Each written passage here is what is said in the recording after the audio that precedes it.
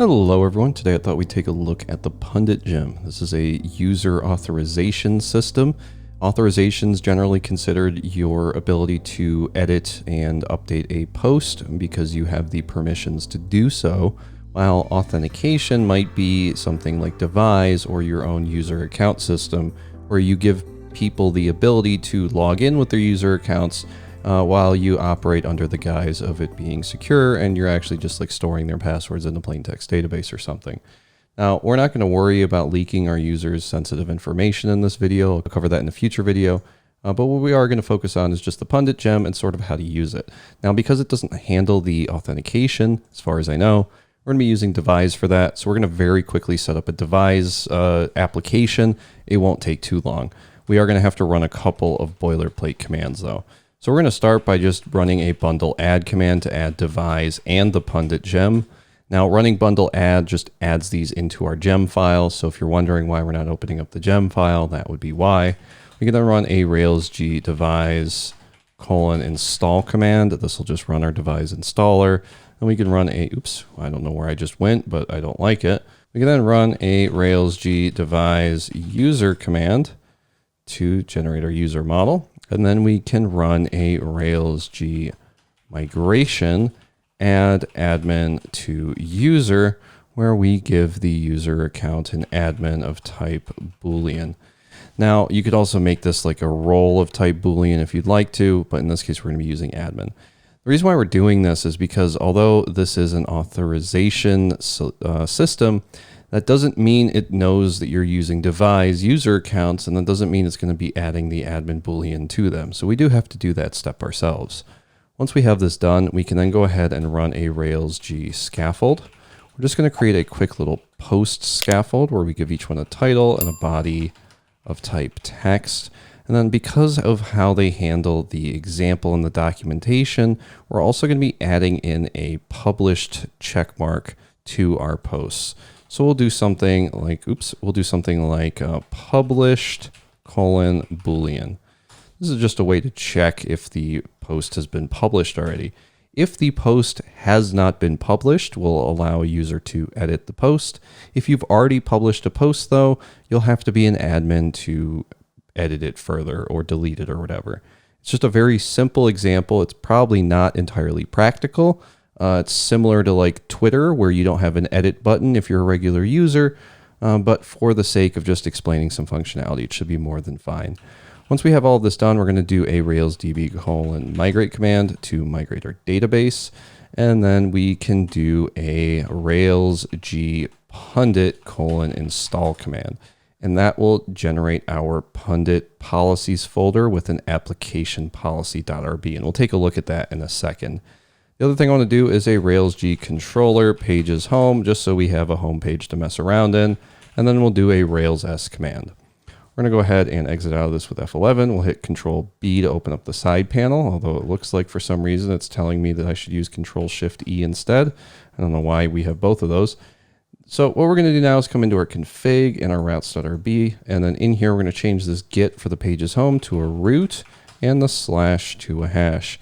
This will just make it so our pages home action is our root action. I'll come over here to localhost port 3000 and I'll refresh. We can now see that we're on the home page. We'll come into our app, views, pages, and our home page. And then in here, we're just going to copy and paste some boilerplate Devise code. The first thing we'll do is we'll just create a very quick link to the post path. And then we'll just do like a HR here or something, just so that we have some basic styling on the app so that this is separated a bit. Down here, we're just going to do the Devise check where it's just, hey, are we logged in as the current user? If we are, show them a logout button. Otherwise, show them a login or a sign up button. Okay, so we've covered this multiple times on the channel. Feel free to just, YouTube a Devise tutorial if this is something you're interested in. But this will at least give us some basic functionality. Now, Devise is still broken, so unless you're seeding your user accounts, your sign up action here won't work.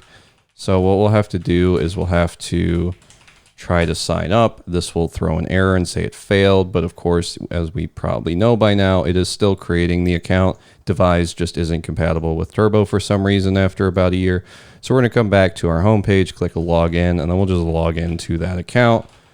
And if you're interested in fixing this issue, there's plenty of solutions online that cover how to fix Devise in the current state of things. So we're just going to gloss over that. Now, assuming you have a working login, logout workflow, which we really should after being 7 versions into this framework, but whatever, you can now go ahead and play with Pundit. So to play with it, we have to do a couple things. The first thing is we have to come into App Controller's Application Controller.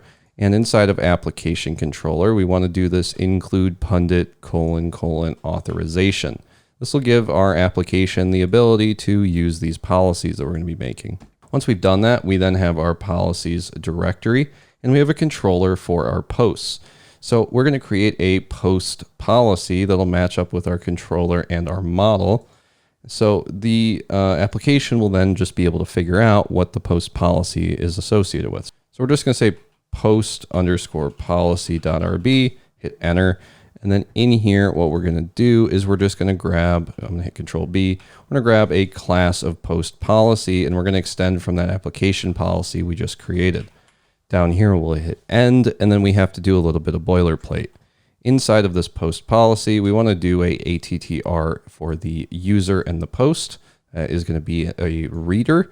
And then down here, we'll do a def initialize that takes in the user and the post. Now, the first one of these is going to be your user account, and the second argument is going to be the resource that you are using in this policy. You then have the option of overriding any of the default actions. You can also add in your own custom actions if your policy has something like that.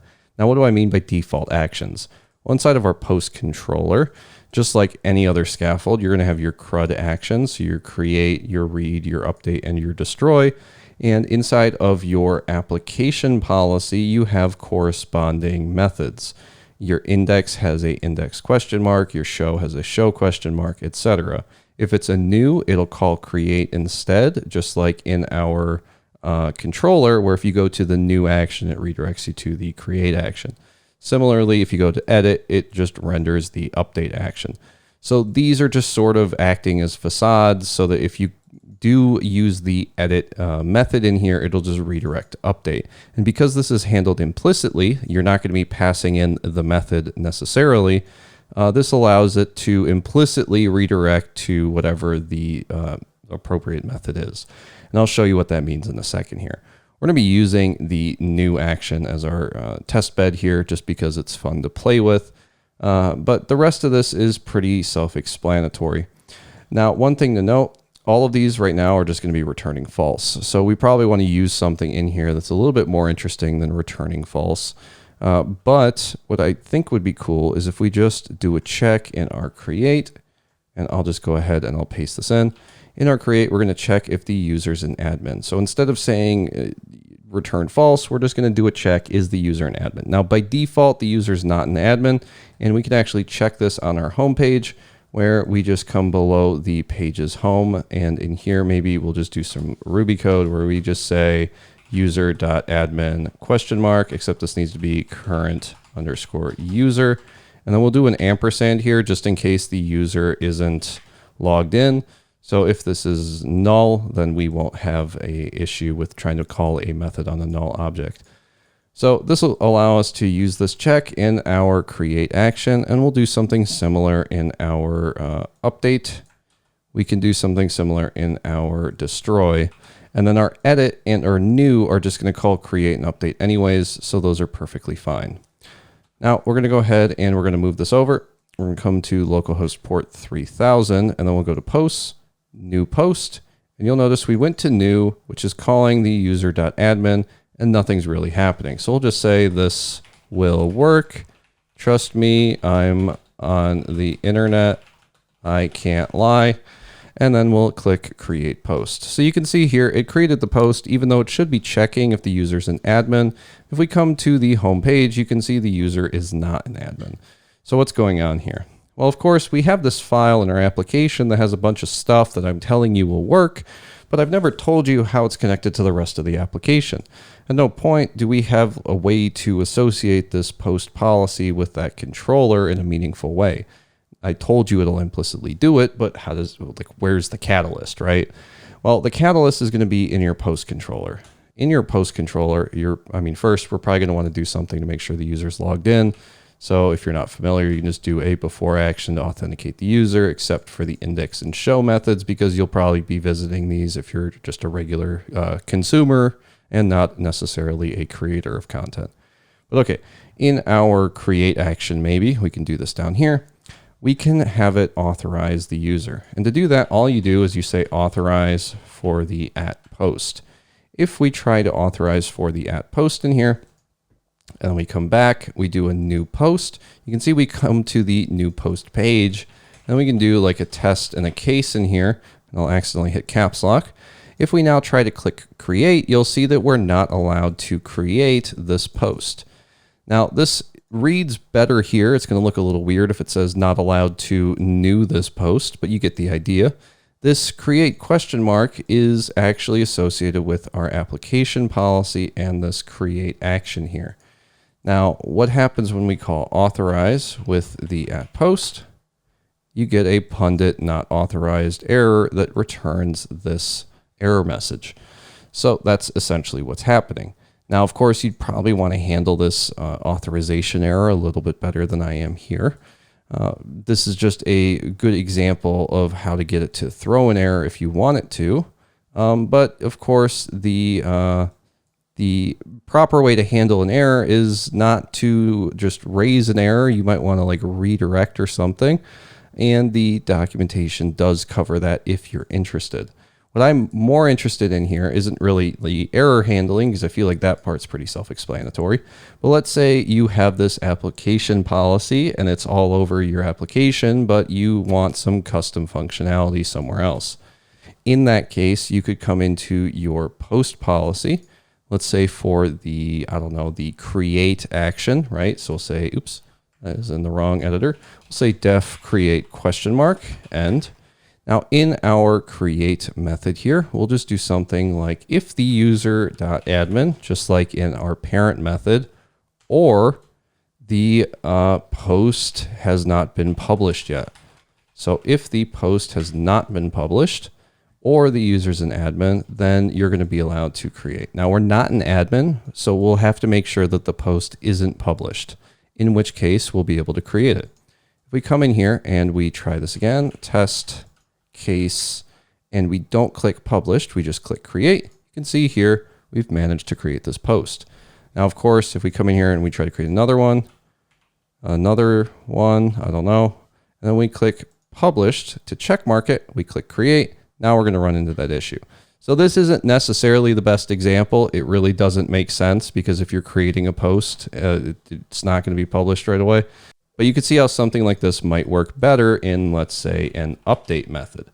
So if we override the update method and we come to our post page, we have this second post here. We'll click on this post. We'll click edit on this test case post, and we'll just change this to be a proper post with some words.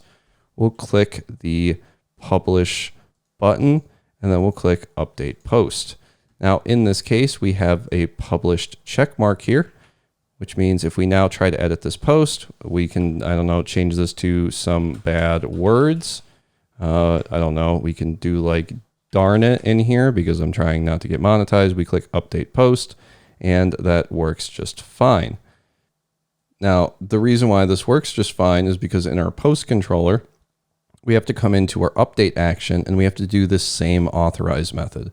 So come in here, we'll do an authorize right here. We'll click edit, and then maybe instead of darn, we'll do something a bit more damning, and we'll try to update the post. And you can see now that we're once again not allowed to update it because this post policy is checking if the post has been published, and it has been published. Now we could come in here, we could edit this post, change this to false, and try again, but we're not going to be able to do that because once it's published, it is now stuck in a published state unless the user is an admin. So let me go ahead, run a Rails C. We'll do something like user.first. We'll just set this equal to be u. We can do u.admin question mark false. We'll set u.admin equal to true, and then we'll do a u.save. We can see we updated it. Let's do a u.admin again. It's true. Let's hit Control D, Rails S, and then we'll hit Control R on this page. We can take this, we can uncheck mark it. We'll change this to better words, and then we'll click Update Post. And you can see that now that we're an admin, we have this permission set granted to us where we're able to do these things. So I'll come in here. Maybe I want to destroy this post. I have that permission already, but you could modify this as you see fit, either by creating a def in your post policy, and then also calling the authorize method in your posts, or by changing your application policy if you so desire. But okay, it's going to be kind of a pain to come in here and remember to always authorize these things. So is there a better way? Well, the best way that I've found, at least, is to create another before action. This one we'll call authorize user. We'll say except for the index and show action. We can get rid of this authorize at post in the create and in the update. And then we'll grab this method name, come down here to the private area, do a def for authorize user, and then inside of this authorize user, we can do whatever we want to. Maybe we want to make sure that we have a post to begin with, so we do a post is equal to at post or the post class, and then we try to authorize this post. So we could try something like this. I'll come over here and I'll save this one too, just to be safe. Now let's come over here, let's refresh. We'll click new post. We'll say testy case, I don't know. We'll click create. We'll click edit. We can try again. We'll just change this somehow. We'll click update. That's working because of course we are an admin. So let's go ahead and let's, I don't know, let's stop the server, go into Rails C again. We'll do a user.first.update admin : false. And then we can do a Control D and a Rails S. We can come back to here. We can try to edit this again. So we'll say not an admin. This will work though, because we're checking if we've published yet. We'll click update. Now this has been published. Now if we try to edit this, of course, our default policy here is that in the edit action, which calls the update, it checks if the user is an admin. So we can also do our check to see if the user is able to edit this because it's already been published by going into our post policy. And you sort of get the idea here, right? We say if we're trying to do a edit, and then in here we could do something just like this, where we grab the user.admin or is the post published, in which case we can refresh. And of course the post here has been published, I'm assuming, right? So we click add published, it is set to true. So we could do a add post.update where we call published and set it equal to false, and we can refresh. So in this case, we could even do something like a update here where we just call update, which we'll call this. And then we should still be able to update this, not an admin still, but because it's not published, if we click update, that'll work just fine. But in our policy here, you can see the update and the edit are going to only do an admin check. And because we're not an admin, this should cause an error here if we try to edit a post where we're not an admin for that's already been published. So you can see here sort of how this workflow works and how you can jump around and update and edit certain sections of your application for a bit more flexible authorization solution than just doing a quick check to see if someone's an admin or not. Of course, if you try to roll your own, you're always going to run into some issues where you don't have that framework to work in that something like the Pundit gem will give you. And of course, there's plenty of other information on the Pundit GitHub page if you're interested. I'd highly recommend just taking half an hour to read through this README to sort of get an idea for all of the things that are possible. That's sort of how these videos are always created. It's just me perusing one of these documentations and saying, hey, can I milk this for all it's worth? And then people are like, wow, how do you know these things? And it's like, yeah, just kind of, you know, working off the shoulders of giants or whatever. But yeah, so the other thing you can do, of course, is run a generator if you want to. So in this case, they have the option or the suggestion to run like Pundit policy post. So let's go ahead and let's try that real quick. What we'll do is we'll come in here, we'll grab the post policy, we'll delete it. We'll stop the server, hit F11. Then we'll come in here and we'll just say Rails G Pundit policy for the post. That will create our app policies post policy as well as a test for it. So let's go ahead, let's run a Rails S, and then let's open up this post policy. Come over here, refresh this page, and then check out the post policy. Now in here, the post policy, as you can see, is just a empty file. It does have the appropriate namespace, of course, or the appropriate classes, but you are still going to have to add in that information. This is just a better way to avoid having to type a couple lines of code for your boilerplate. I tried to do it from scratch first so you could sort of see like where this application policy comes from, but there is also, of course, a generator available for you. And if we scroll through here some more, you can see a bunch of different things, such as like rescuing from failed authorizations. So like right here, they have the user not authorized redirect to a fallback location, which is the root path. Just as one example. So instead of erroring out, if you can't access something, it just sends you to the home page and says, hey, dummy, nice try, but you can't change my PayPal password or whatever. And that's essentially it. There's a whole bunch of other stuff in here. I'm not going to go through it all, but hopefully this was at least a helpful primer if you're interested in some authorization stuff, and hopefully it was helpful. So yeah, I hope I'll see you in the next tutorial.